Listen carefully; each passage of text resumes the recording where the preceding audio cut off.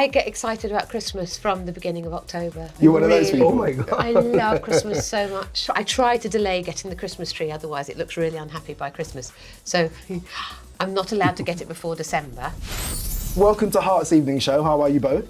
Thank you. Very well, thank you. Now, I usually love to find out how my guests spend a free evening. And I'm wondering, Olivia, now that you know Antonio a little bit better, what type of evening would you have planned if you were like inviting him round for dinner? What is he like? What would you like to do? When are you free? You should come over. I would love to go to the theatre first. Okay, theatre. And then just go for a nice dinner in a luxurious restaurant. Very highbrow. I like this. Yeah. Do you like that? Yeah, that's very good. I was thinking, we were going to watch Rivals on the telly and have beans on toast. But we'll go to the theatre. We'll do the theatre. I like that option as well. Very good. Huge congratulations on Paddington in Peru. This adorable little marmalade-covered bear has been a part of our lives for generations. What do you think it is about Paddington that we love so much, Antonio? I was not so familiar with Paddington, actually, to tell you the truth. You know, I mean, the first time I remember seeing Paddington on the screen was on television when he was having breakfast with the Queen of England. But I didn't see the two movies prior to that. But when I read the script is when I started knowing him. Even movies for kids now, and I've done a lot of those, they got a little bit more of an edge. Right. You know, they're trying to go a little bit further. But with this, we go back to a way of telling stories that probably belong to another generation, to our grandparents, that is very kind, it's very sweet. There is something about him, very intelligent and at the same time very naive. I love the character. I thought it was a beautiful movie, a movie in which actually you feel safe as a parent, and I have been a parent. Now in this film, Paddington's on the hunt for Aunt Lucy, meets a lot of very interesting family members along the way. Olivia, have you discovered any interesting family members that you have? Maybe you're descended from somebody quite cool. Anyone interested in the fam? I've got two very different sides to my family.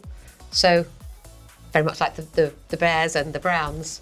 I've got one Norfolk side who are a long line of illiterate farm labourers. So my name Colman, there's a Colman family in Norfolk who are quite successful and made lots of money making mustard. Oh. Not my family. Mine are the ones who, never taught each other to read and write, and very happy. But I don't really know what they did because they didn't write it down. So that's that side. And then there's a side that is a little bit exciting, because I did Who Do You Think You Are? And that's my mum's side. And they thought that I had a third great granny from India, but it turns out after the programme aired that she's from Portugal. Well. So a bit of Portuguese. A little bit of Norfolk. Lots of Norfolk. Yeah. I love that.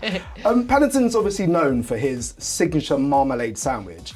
Antonio, is there a dish that you would like to be synonymous with? Like if someone walked into a restaurant and said, "Give me the Antonio Banderas," what would you like that to be? I would be a Spanish paella, my friend. I am a very good paella cook. I read somewhere you've cooked paella for half of Hollywood. Is that true? It's true, yeah. A lot of people came to my house in Los Angeles to eat paella. Do you feel a little bit left out now, Olivia? It seems like me and you might be the only people in the world who Antonio hasn't made paella for. Well, maybe we can sort, if you can get the ingredients and a hot pan in the hotel, maybe by the end of the day. We'll get you down in the kitchen and do it. We've got Christmas just around the corner. I'm wondering, Olivia, if there's any traditions that you look forward to. I get excited about Christmas from the beginning of October. You're one of those people? Oh my God. I love Christmas so much. I try to delay getting the Christmas tree, otherwise it looks really unhappy by Christmas. So I'm not allowed to get it before December, certainly, because the family go, it's a shame when it's bald by Christmas Day. And we have a thing where we always press play on "It's beginning to look a lot like Christmas," so we decorate the tree to that music every that's year. really nice. It's lovely. That's like super sweet. You need two Christmas trees, really. One you stick up in October, get rid of that one when it starts to wilt, then get the actual one you're going to use. And finally, it's a question I like to ask all of my guests. It's called Please Stop Asking Me. So it's a question you think comes up quite a lot. Now, we're not saying these are good or bad questions. It's a question you think comes up quite a lot. Olivia, you had a fantastic one last time. You would like people to please stop asking you, is it hard being away from home for so long? Is there another one you would like to add to the list? Again, How do you learn all those lines? Oh my goodness. How often do you reckon that one comes up?